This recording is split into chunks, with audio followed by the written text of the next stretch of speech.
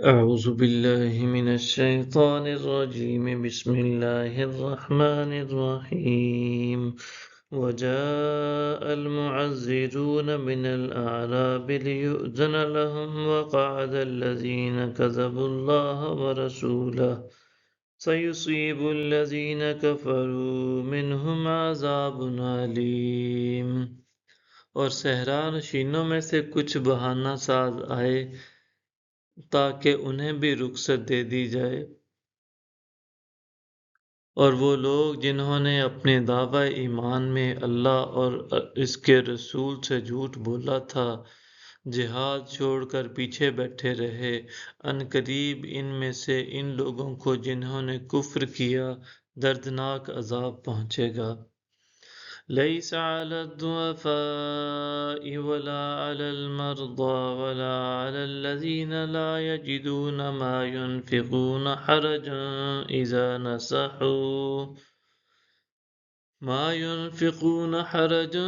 إذا نصحوا لله ورسوله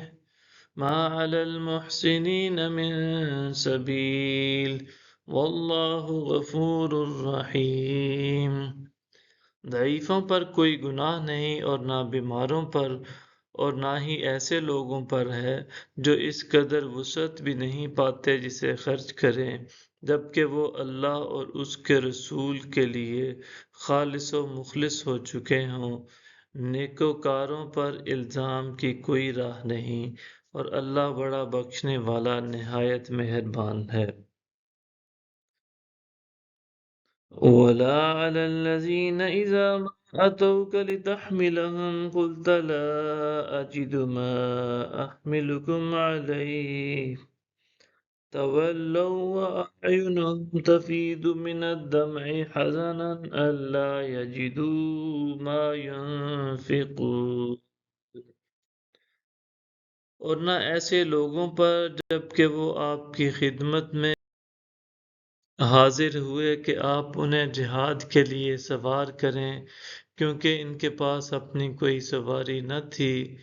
تو آپ نے فرمایا میں بھی کوئی زائد سواری نہیں پاتا ہوں جس پر تمہیں سوار کر سکوں،